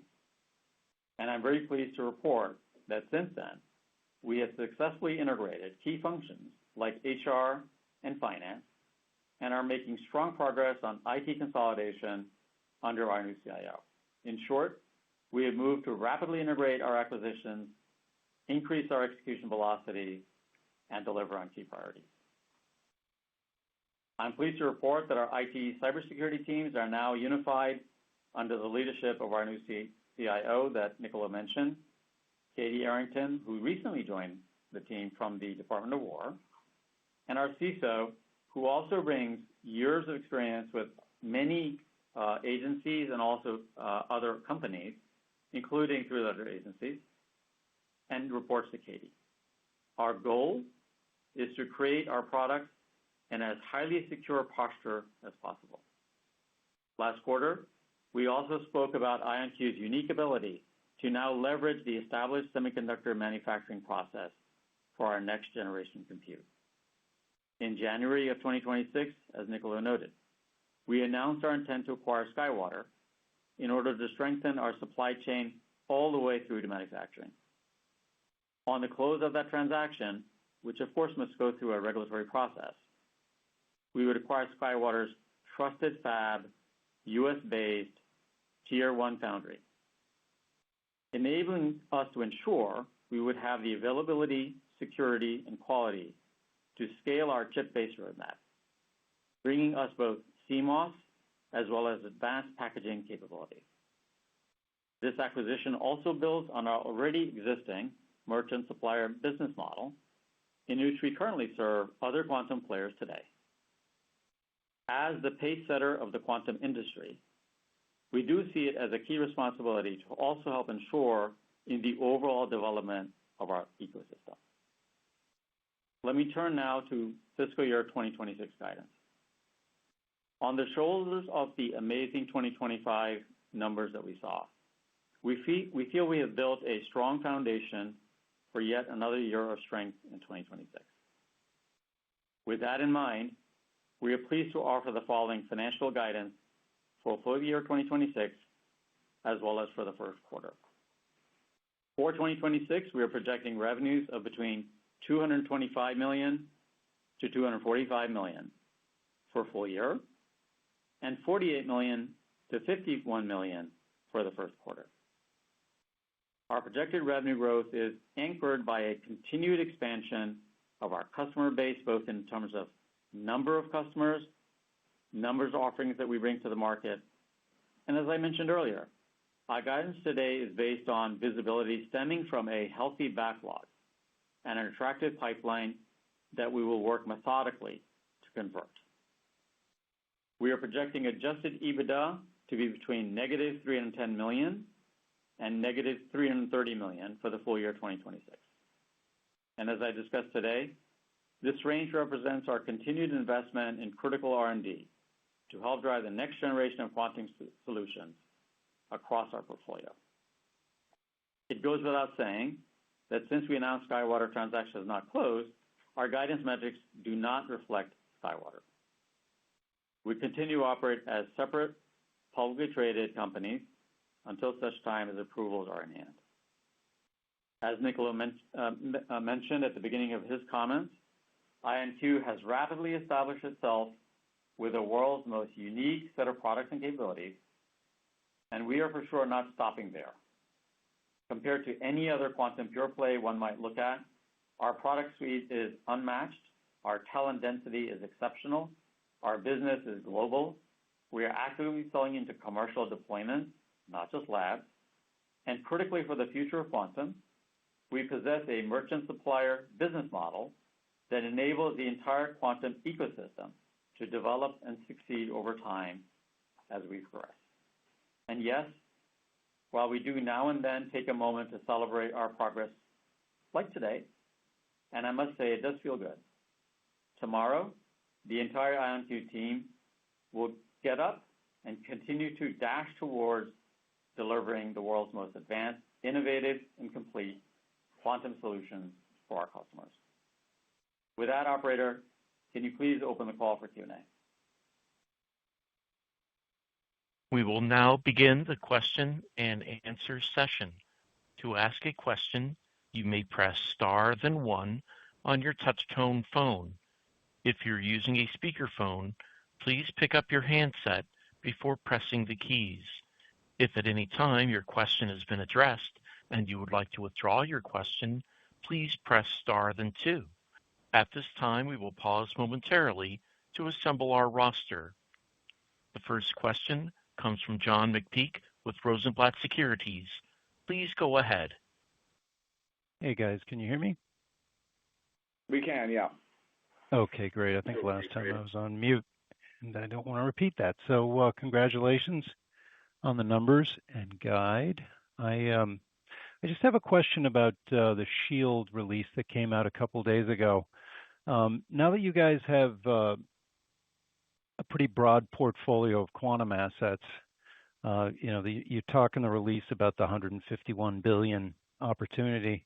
How should we think about what you might be able to address relative to that number? We'd love to get all of it. No, I'm kidding, John. Of course. Look, we are very pleased to be included among the players that might participate in that. We intend to ensure that we deliver based on what we've built, John. And you know that one of the things that we're trying to make sure we are very clear on, maybe do a better job of, is explain how we're actually a solution company or a platform company. And I think in some cases, we're still being compared against a single product company. And when you look at opportunities like Shield, or frankly any other opportunity that we may be looking at, and we are looking at others too, you need a solution. You need to integrate things together. It's not enough to have a quantum computer that may work one day. It's not enough to have a quantum computer that even works today. You need to be able to link things together. You need networking. You need to be able to bring the quantum security up to industrial scale. You need to ensure that you're able to provide secure communications. You need to be able to make sure that you're able to deliver today, not promise something in 2029. So we're happy to be included in that, John. I mean, I thank you for your question. Yes, we'd love to have our unfair share of it. But I think that we will deliver on the things that we promise, and we think we can do things in a more effective and more complete way than many of the other players that I think we are looked at against. That said, we do these things with humility. We ensure that we have the engineering. We ensure that we have the software. We ensure that we have all the interconnections that are required. it's a solution sale, right? When you look at something like that, John. Okay. That makes sense. Thank you. Nicola, do you want to add anything to that? No, absolutely. Look, I mean, credit to the team for an outstanding year. We did a lot, obviously, in 2025, and as I said, we're just getting started. So we expect to continue momentum here, and it's not just momentum in each product family, but it's, of course, as Inder really points out, between the product families, where we really are inventing the future in multiple dimensions, right? And I think that's what's appreciated to a grand extent by our nation's SHIELD initiative, amongst many other appreciators at the moment. Great, thanks. The next question comes from Kevin Garrigan with Jefferies. Please go ahead. Yeah, hey team, congrats on the great results and reaching over 100 million in revenue. Hey, on Skywater, can you just update us on the status of the regulatory approval process? And over the last 30 days since you made the announcement, have there been any unexpected developments, either positive or negative, that could impact the timing? We're still looking at it in the same way that we talked about it last time, and I appreciate your question and thanks for your comments. It's a regulatory process. It's well defined. It's not that we try to predict how it may go or not go. We think that the model that brings together a merchant player in quantum platform, which is us, and a merchant provider of manufacturing services, which is Skywater, is in the interest of the nation, the industry, and all the players in it. And as I said, and as Nicola said, we're already a merchant supplier. We supply products, components to others that you may call our competitors. We don't see them that way. We think that all players need to succeed, and that's what creates an ecosystem and an industry. This industry needs the same. So we are the pace setter, yes. We will remain the pace setter, yes. There's a responsibility that comes with that, and we will live up to that. Yep, got it. Okay, that makes sense. And just a quick follow-up, continuing on the acquisition front, you guys had acquired Seed Integrations at the end of January. Can you just talk about how this company fits strategically within your portfolio and what gaps it fills? Sure. So Seed is a software classified, mission control business that really is quite unique. Because almost all their work is classified, I'm not going to go into huge details for you, but you can assume that it is stitching together not just component solutions that we have at IonQ, but it's also helping three-letter agencies and portions of our DOW do the same, even before IonQ came along. So it is a unique opportunity for quantum, not just in the hardware sense, but also in the application sense, to be part of what we're doing in programs like SHIELD, for the prior question, as well as the rest of the broader quantum platform of sensing, security, networking, which we have put together in every theater of operation, from under the ocean to on top of the ocean to on land, in the air, and up in the heavens. There's a lot going on for the battlefield of the future, and IonQ very much as well positioned to have hopefully our fair share and maybe even a bit more. And just to add, I mean, the DevSecOps capability in software development that Seed brings to us is actually relevant for all of IonQ. And so we intend to take part in ensuring that Seed is succeeding in everything they're signing up for directly externally, but also, frankly, leveraging their unique capability to help us accelerate in DevSecOps across the company as well. Got it. Okay, that makes sense. Okay, great. Thanks, guys, and congrats again on the results. Thanks for the question. The next question comes from Craig Ellis with B. Riley Securities. Please go ahead. Thanks for taking the question, and congratulations on the really strong results and the big RPO number, 370 million, is quite substantial. I wanted to follow up on the guidance for calendar 6 revenue at the midpoint, 235 million. Can you help give us some color on some of the things that are driving revenues to that level, whether it be the international versus domestic mix of business, or whether it be particular programs within your compute networking or sensing capability? And then just a sense into, given the first quarter's guide on the linearity through the year, it would seem to be that there is implied growth, but any color would be helpful there. Sure. Yeah, thanks for the question. Look, I think not to provide a lot of color underneath the guidance itself, but you can expect that we will continue to globalize the company. So that's also in there. I mentioned a number of countries. That was not by accident. I mean, we are looking at some amazing opportunities. Frankly, demand is exceeding supply, if I'm allowed to say. And we're trying to ramp up our resources to make sure that we can deliver the fifth generation machine to as many customers as want it. We're already starting to see demand for our next generation machine, the 256, and beyond that. So what gives us confidence, first of all, just in general on the compute platform, is the roadmap that we put out there is resonating. The fact that we are taking our customers on the journey with us is working. The fact that we are forward deploying engineers and application developers with those customers embeds this with them. So we feel very comfortable that organic growth of our compute platform will be very strong in 2026, as I mentioned earlier. I wouldn't be surprised if it exceeds 100% growth year on year, but that's the direction of travel. The other parts of our portfolio are also performing. The need for, and the sense of urgency, frankly, to deploy post-quantum security is taking on a different level of importance that didn't exist a year ago. In fact, we are agnostic as to the type of the application that our customers want, whether it's PQC, QKD, bunch of acronyms, alphabet soup. I won't go through all of that. You know that. We do not have religion around it. We deliver everything. We know that 2 to 3 years from now, you will need all of it. Classical cybersecurity probably at some point doesn't work.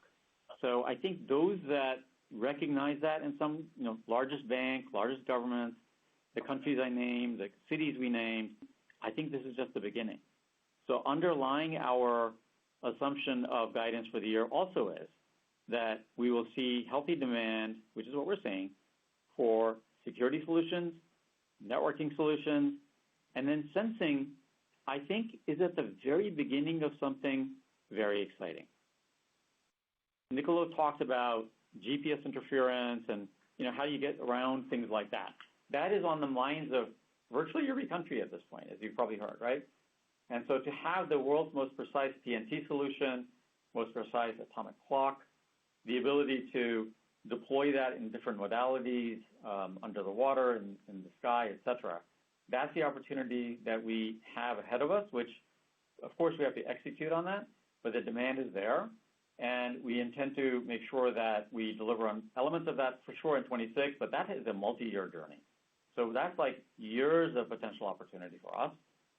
And then lastly, I think I mentioned to you that commercial is becoming bigger.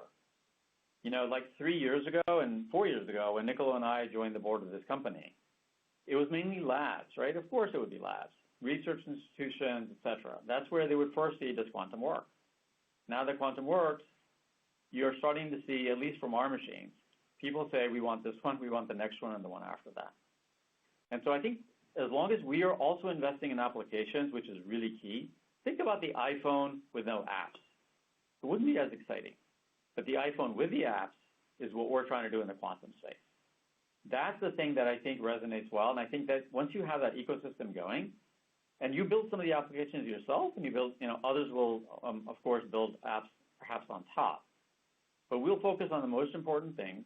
And again, we do have this sort of industry neutral merchant philosophy. Our machines, our systems can plug into NVIDIA's system, Microsoft's cloud, Azure, the Google cloud, et cetera. We want to make sure that we become ubiquitous, and then we also drive the highest value things ourselves. So there's a bunch of things around confidence from customers now telling us, okay, I'm ready. The one that you haven't built yet, I think I might want that one too. We're not putting that in our guidance, obviously, you know that. But to have backlog, speaking of the one, to have line of sight, that's kind of what we're looking at. Yeah. Sorry to jump in on you, Inder, but there was mention in the transcript of a 256 qubit system by year end. what should we keep in mind with the notable engineering milestones from here to bring that to market? Yeah, look, I think that, you realize that, of course, and you know this, the 256 system and beyond, that entire roadmap for the next 5 years that we've talked about is a semiconductor-based roadmap. It's the ability to use mature node manufacturing that exists today to build out and scale from 256 to 10K and beyond. So we are in the process already, and we said this when we announced the SkyWater transaction. We were already looking at them to be a supplier to us even prior to the acquisition announcement, and other foundries also. These existing foundries enable us to, with some confidence, drive the development of the 256 into the 10K and beyond. As for the 256 itself, I'm happy to report that we've done the tape outs of A, B, and C, and as you know from semiconductors, those are the most important ones in the beginning, and then the feature-rich feature driver, fourth D tape out, as it's called, is in progress. So, not to give you an exact timeline that you'll then say, you told me it's going to be March 31st or April 1st or whatever. We are very comfortable with the way the development of the 256 is going. It's following the roadmap that other semiconductor development follows. And then beyond that, it's into tiling, it's into scaling. And we also have the engineering team already beginning to think about the 10K, not just the 256. Does that help? That's very helpful. Thanks, Inder. The next question comes from VK Rakesh with Mizuho. Please go ahead. Yeah, hi. Thanks, Nicolo and Inder. Pretty impressive guide and growth for the year. Just a couple of questions. Just wondering, as you look at the fiscal 26 number here, any way to think about, and the forward quarter, I guess, any way to think about the hardware-software split? I mean, we will provide, obviously, when we report the usual breakouts that we do, which is kind of along the lines of what you described. I think of it less as hardware-software. I think, remember what I said, like the hardware without the software doesn't do much, and vice versa. So solution thinking is really what's important. We're trying to think of our business as the only company, frankly, that can deliver entire solutions. The compute, the ability to connect one compute device to another, the ability to connect one city to another, the ability to connect ground to space and back to ground again, the ability to provide security across those links, the ability to use Skyloom's OCT terminals to provide secure high-speed transport for data and secure transport, and on and on and on. I remember Cisco, and you'll remember Cisco as well, and I think of other companies that have done this in the past that have not asked for permission. So when Nicolo became CEO, exactly 1 year ago, by the way, I think his anniversary is tomorrow, in 1 short year, we've gone from being a one-product company to a platform company. We now have to execute and, with responsibility, deliver for our customers what they are now wanting from us. They're saying, we will buy your roadmap. We will buy your solutions. You're bringing the secure solutions together. So it's a unique opportunity for us to actually just go and execute. And that's why this is the year of execution. And yes, also continuing to innovate. So, watch the space. More announcements, more things. We're not stopping. Yeah, very impressive. Just one other question. And obviously, you're growing your team pretty nicely here.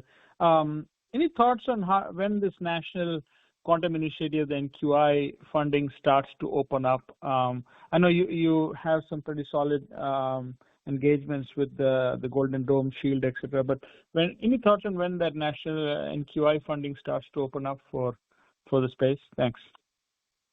Yeah, I mean, thanks for the question. Look, I think that 3 years ago, probably that would have been top of mind for us. Like, when does the funding unlock? But with more than $3 billion of cash available to us today, and the ability to raise more if we need in the future, the ability to invest ourselves organically, to be candid, I think other companies might be looking for funding to unlock. We're looking for the ability to drive customer value today without the need for additional funding. I'll let Nicolo add to my comments here, but it's an opportunity, obviously, for the whole industry to benefit if more and more countries focus on quantum in general. I'm starting to see, and Niccolo, is the tip of the spear on this for us, but like virtually every government in any country in the world is now including quantum very close to whenever they say AI. Maybe not as many times as they say AI, but almost. So quantum is rising in relevance because it is becoming more real. We are making it more real, and we're making sure that we have the capital we need, we have the financial firepower that we need to keep investing for the foreseeable future and beyond. And we're fortunate to have investors that are saying to us, they're our partners in that journey. Our job is to execute on that opportunity. And so, yes, I think that funding things were important. I think for now it's more about taking the engineering, building once, selling many times. So we're now getting into the very sort of commercial deployment of everything quantum, less worried about what funding comes when. Yeah, look, we of course value our government customers. We value them from all of our allies, and we're growing our IonQ federal team to capture that. But I think Inder said well in his prepared remarks as well as our press release today, 60% of our customers are commercial. That's the primary reason why we're not waiting with bated breath on government unlocks, if you will. That having been said, I do want to point out that we have a very bullish administration in the U.S. Vis-a-vis growth and the budget of the Department of War, and within that there's a considerable allocation to building the future of all things quantum sensing, networking, computing in every warfighting domain. And so IonQ uniquely operates in all of the warfighting domains, and we're uniquely able to sell those complete solutions that we believe the nation and all friendly nations absolutely must need. So watch this space, but we are growing headcount aggressively because we are growing the business aggressively along all of these vectors. Yep. Thanks, Niccolo and Inder. Fantastic. Thank you.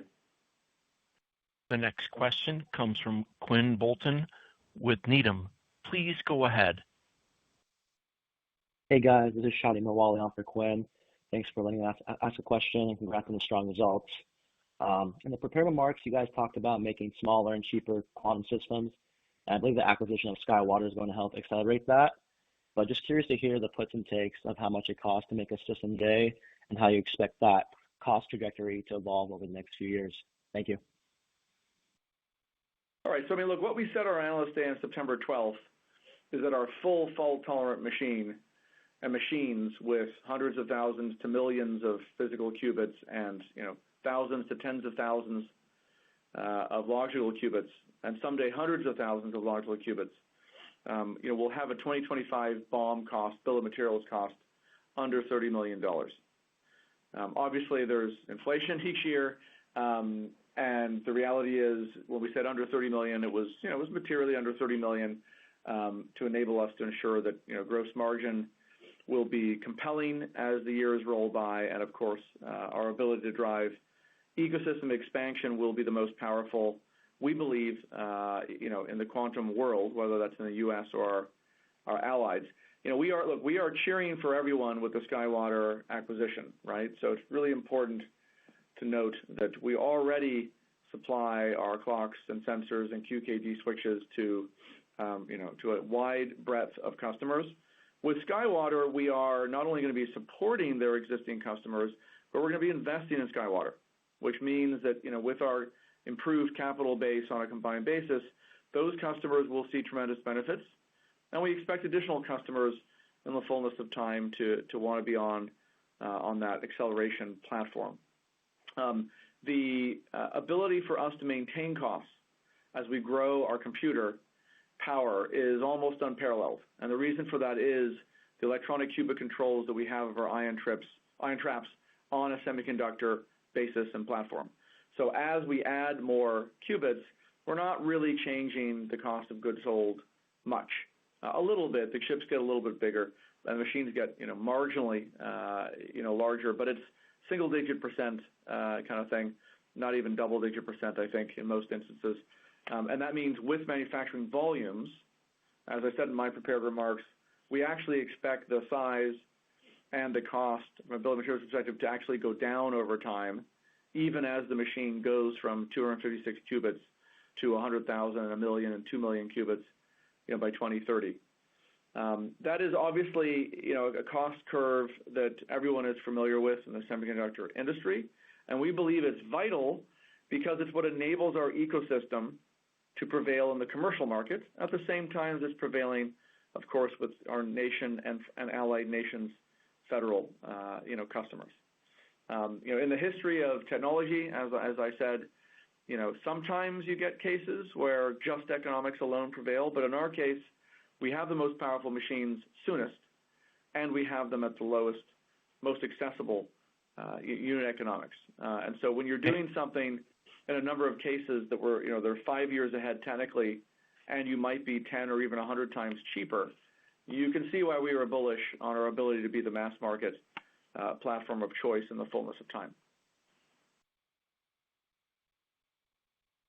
Great, thank Was you. there a That's all follow-up? for me, and that's all for me, and congrats on the results again. Thank you. Thank you so much. The next question comes from David Williams with Benchmark. Please go ahead. Hey, good afternoon, and let me also add my congratulations on the really solid results here. So I guess maybe firstly, thinking about your capacity, and Ender, you talked earlier about the demand outstripping your ability to supply. If you kind of think about what your capacity is today, maybe on the Tempo solution, what would that look like if you could ship everything that you could build in maybe 26 from a unit perspective? Yeah, I mean, look, we are raising our ability to meet the demand to make sure that we satisfy what the customers are looking for, of course, and we will do that. And it's not always about manufacturing, of course, David, as you know. It's also about having the deployment engineers, the people that go on site, prepare the location, deploy the machine, turn it on, show the customer, et cetera, and then stay with the customer, frankly. So we've been investing in all of those. And over the last 6 months, we've invested in, I would say, all of that. As far as like when you go from Tempo in 2026 to the 256 in 2027, the chip roadmap allows us to then begin leveraging that semiconductor base, which is frankly available, fully depreciated, low cost, not so capital intensive. So to the cost question earlier also, you can benefit over time from bringing costs down by leveraging that. So we don't have to necessarily build our own factory. For the Tempo and prior generations, we manufacture them in our factory in Seattle. So we think we have enough capacity right now to be able to meet demand. I did say that demand is exceeding supply. It's true. We might have to be somewhat selective. That's a good problem to have.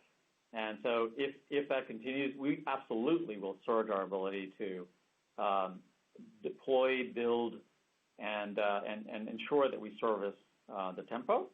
But importantly, the question to be asking is, once you have the chip-based system out there, now we have SkyWater closing, of course, or even the commercial relationship we already have with SkyWater, the ability to leverage their highly secure in U.S. Trusted fab, the ability to make computing solutions that we can sell to national security customers, we can sell to the most discriminating bank in the world, we can sell to any customer that says, yes, I know the power of quantum. It is both amazingly powerful in a good way, and it can do some really dangerous things too, much as AI can.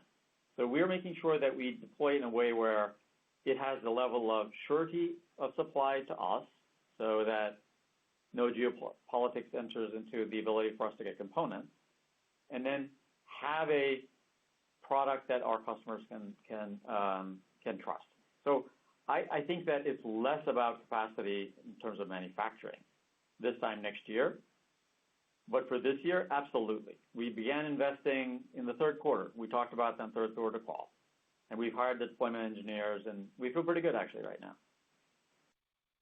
Yeah, and I'll just add, obviously, that all of those secure, trusted fab capabilities and manufacturing scale we are providing to the entire U.S. industry and all of our allies.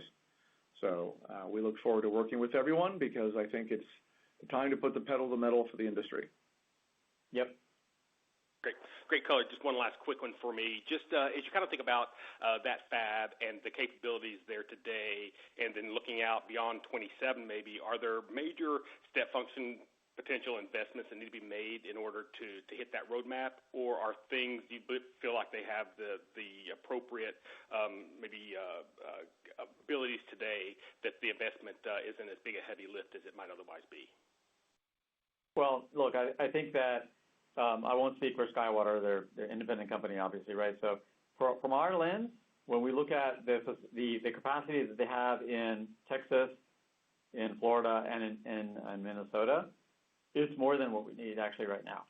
So I don't see that other than sort of like maybe some tooling and things like that, I don't see where we need to necessarily build the fab capacity as much as ensure that it has the type of, I'll call it sort of quantum ready ability to be, in a clean room environment, right? So they have clean rooms everywhere, but quantum is like one level higher than that clean room. That's the investment. So it's not like moolah on many, many dollars. It's more like ensuring that we provide them what they need, of course, but they have the engineering talent. They have the people that are experienced. They have the ability to do advanced packaging, which is really important. It's not just fab, it's packaging.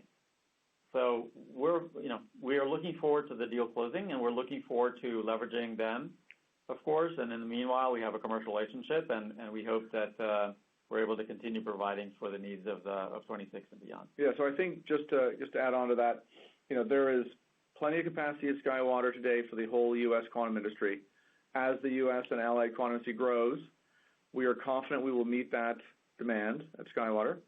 The tooling absolutely is bespoke per program and per customer, but it's typically actually part of the commercial relationship. Speaking from experience, that's usually part of the total conversation you'll have on a multi-year basis. And so that won't come off of IonQ's balance sheet so much as be part of each customer's commercial agreement. I think the last thing I'll add is probably the biggest investment we're making in the next few years in SkyWater is we're obviously assuming some debt, which we're going to be paying off on transaction close, and I think that'll be the largest chunk of it, believe it or not. The rest of it, I think, will be growing with the operations in a fairly modest way. And their capex to revenue, as you probably saw, is like low single digits. They're not very capital intensive. Neither are we. So I don't think that model changes much, candidly. Might be a surge here or there, but I don't think it's a big shift. Great. Thanks so much for the help, and we certainly appreciate it. Sure. Thanks, David. And due to time constraints, our last questioner will be Troy Jensen with Cantor. Please go ahead. Hey, thanks for sneaking me in. Congrats on the great results. Maybe just a quick one for Niccolo. I get the partnership for applications and software, but what's your thoughts on IonQ controlling the controller specifically, and can you touch on your investment in Horizon? So, look, we like to think about our ecosystem the following way. We are an open, interoperable stack, but we're students of history, and we want to make sure that we capture value from the hardware to the compiler to the application layer. It's been well known since our IPO that we've been public on the Google, Amazon, Microsoft clouds. And we want to interoperate with everyone because I think it's in the nation's interest and, of course, IonQ shareholder interest to have everyone learn on the IonQ systems and sensing and networking hardware and, of course, flourish and build on top of that, right? So we like to work with software partners. We like to work with the so-called hyperscaler partners. We work, of course, with everyone from NVIDIA through to ANSYS that does computational engineering, is a leader of that in classical, and the same in the pharmaceutical space. And so we see this all really as an and, right? We want as much of our ecosystem as possible to be interoperable with everyone. And to that extent, we will partner, consistently both across our stack and up and down our stack. But we're not handing the keys over to someone else, nor are we trying to be, a vertical play where you have to use all of our stuff or none of it works with your stuff, which we think is a limiting approach to life. And, there are companies that attempt that, but I think history shows that you want to be open with the right posture and be clear on, what you need to maintain control of to make sure that not just your ecosystem works well, but also that it works well and that you continue to be able to accrete long-term value at a pace that grows faster than your cost, of course. Does that tackle your question, Troy? That's perfect, Niccolo. Thank you. Good luck, and keep up with your work. Thank you, sir. Have a great evening. This concludes our question and answer session. I would like to turn the conference back over to Niccolo de Masi, Chairman and CEO, for closing remarks. Thank you. In closing 2025, I am confident the year will be remembered as the year IonQ moved beyond the laboratory and into the bedrock of global infrastructure. We didn't just meet our goals, we redefined the ceiling for the entire industry, becoming the first public quantum company to cross the $100 million revenue threshold while tripling our revenue scale year on year. And we did this while demonstrating unprecedented technical excellence, demonstrating 99.99% 2-qubit gate fidelity, and becoming the first company in history that can proudly say that all of our key technical milestones have been achieved on the path to full fault-tolerant quantum computers. We are no longer just building quantum computers, however. We are supplying the high-precision atomic clocks, secure quantum networks, and advanced quantum cybersecurity hardware and software that will serve as a nervous system for the next era of computing, modeling, and sovereign security. And by acquiring SkyWater, we will effectively onshore the future of quantum manufacturing, transforming IonQ into the quantum industry's merchant supplier for the U.S. and our allies in this important geopolitical race. We enter 2026 with a fortified balance sheet and an unmatched intellectual engine of approximately 1,500 professionals, having continued growing strongly even beyond our reported end-of-year total. Our focus remains clear: to lead the geopolitical space race of quantum for our generation by delivering a unified, all-domain quantum platform and to help customers solve the world's most complex problems. The era of quantum utility is not on the horizon. It is here, and IonQ is the one team, one platform, primed and poised to win. Thank you for your continued trust in our journey, and we'll see you next time. The conference has now concluded. Thank you for attending today's presentation. 자, 이제 끝났습니다. Q&A가 메인이었는데 여러분들도 느끼시다시피 서로 맹공을 했죠. 근데 Q&A에서 얻을 수 있는 게 사실 그렇게 많진 않습니다. 아이온큐 입장에서도 공시하지 않은 걸 얘기하면 안 되고, 또 여러분들도 느껴지시죠? 그래서 니네 몇 대 팔 수 있냐 그랬더니 아이온큐가 두루뭉실하게 넘겨버렸죠. 그러니까 이게 실제로 계약이 있는데 아직 확정되지 않아서 말을 안 하는 건지 아니면 살 사람이 없는 건지는 정확하게 모르겠어요. 근데 이제 둘 다 고려해 봐야겠죠. 근데 아직까지는 키스티 말고는 명확하게 사겠다라고 한 데는 없는 것 같아요, 제 생각에는. 그래서 지속적으로 양자 컴퓨터 유기적인 매출이 늘어나고 있다라고는 하지만 일단은 네, 공매도 관련해서 여러 부분을 카운터했죠.